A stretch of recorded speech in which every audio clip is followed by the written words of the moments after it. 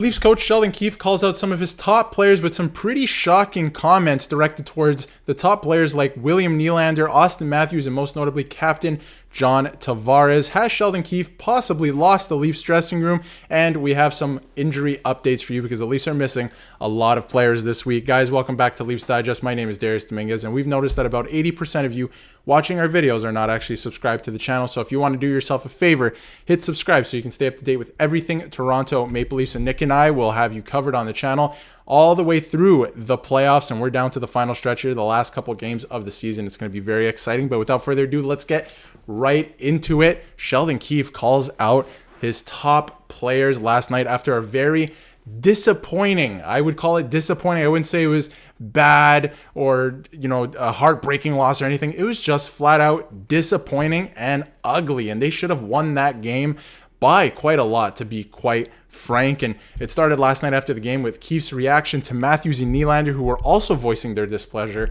post-game. He said they have to be the example. John Tavares has to be the example for us. He's been outstanding for us for a long period of time. He himself got carried away tonight. That is our captain. So if that's going to happen, the rest of our bench is now just making it up as we go. I'm paraphrasing here as well. But when you do that and you open the door for the opposition to have a good night, and they did exactly that, and New Jersey capitalized on their chances, exactly what Sheldon Keefe said. And it was a pretty lackluster night, and it seemed like a lot of the top guys weren't trying dekes. I mentioned in my last video, the post-game video, Matthew Knies was out there, skating circles around guys and deking guys out, but there was no finish.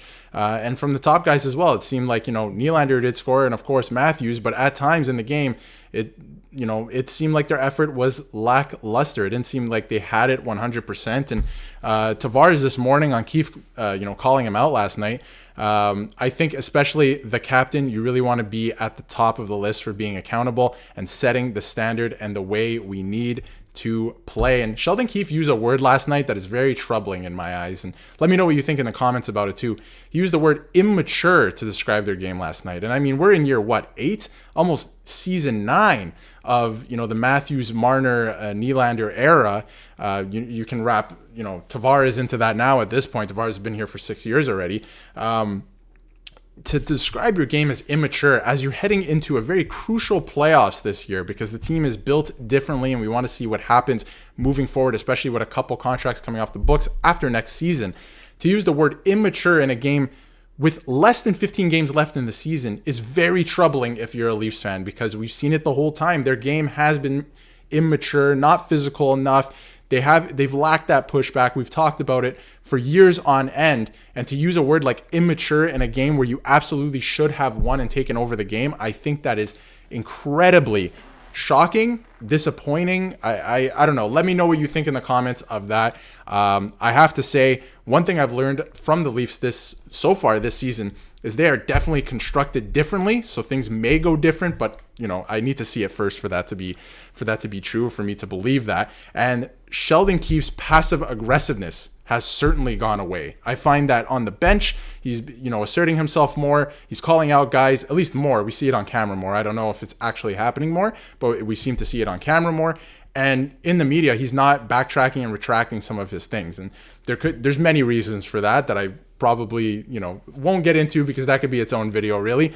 But it's gone. It's gone, and he's calling out guys and he wants guys to be accountable, and that's all Toronto Maple Leafs fans want. Hardworking players who are accountable. Guys like, I'm going to say it again, we've been on the Simone Benoit train. He admits when he makes mistakes, and you know what? He tries hard out there, right? He puts his heart out there into the game. He tries very hard, and Leaf fans love him for it, right? And Tavares was basically challenged this morning as well to be great in the next game against the Washington Capitals. I mean, Sheldon Keefe is basically not only calling out his captain, but challenging him to have a great response. And you can pause it and read it if you want, but he's basically said that he brought up John yesterday and pointed him out. And he did in the room as well, because obviously he's the captain and the leader, and he has to set the tone, and it's absolutely true. So if you want to read the full quote, you can pause it and read it. But guys like Auston and Rielly, they have to lead the way as well. These guys have to set the example, because if guys who are wearing letters are not trying and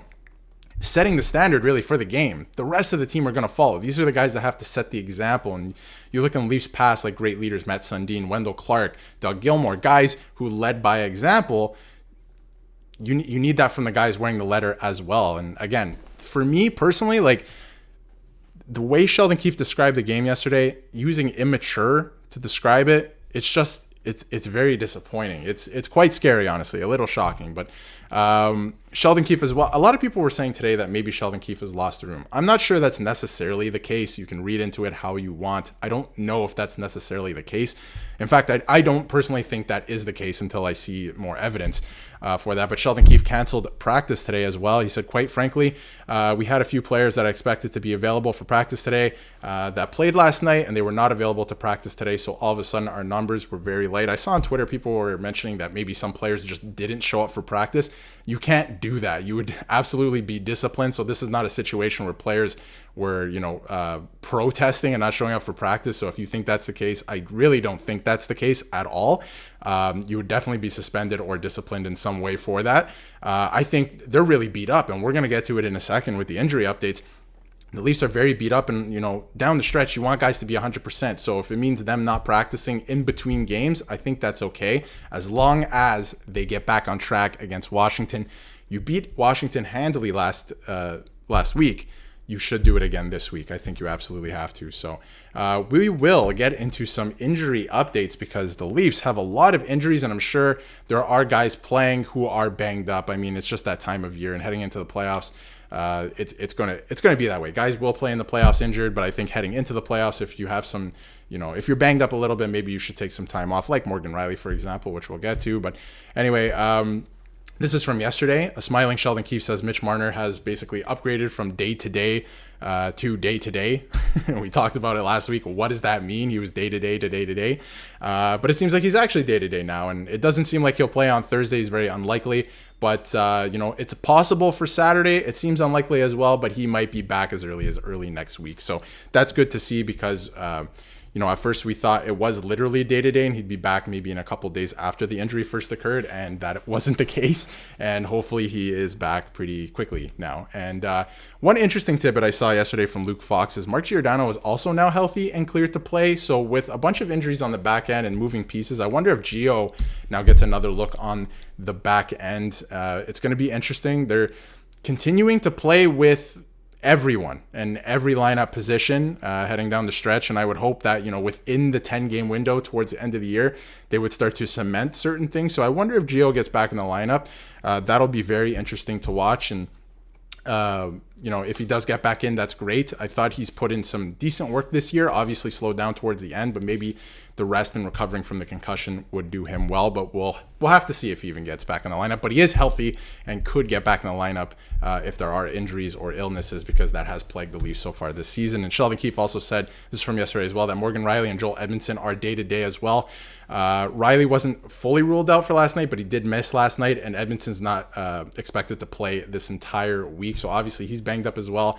Rielly's banged up. It was confirmed it wasn't an illness. He is dealing with some sort of injury. So, if he has to take the next game off as well, play him on Saturday, right? Give him a couple days extra rest just to get back to 100%. You don't want to continue playing with nagging injuries heading into the playoffs. But again, like I just mentioned, I do stress you should probably figure out your lineup sooner rather than later. So start playing with that. But we'll see who gets into the lineup again in the next couple of games, because they might switch it up. I don't think it's going to be the same lineup the next 2 games in a row, so that'll be interesting. And Morgan Rielly, again, is questionable for Thursday. I wonder if he returns on Saturday. But pretty interesting stuff from the Leafs. Some of the top guys need to be held accountable. There are some injuries, and heading into the playoffs, it seems like there is some turbulence.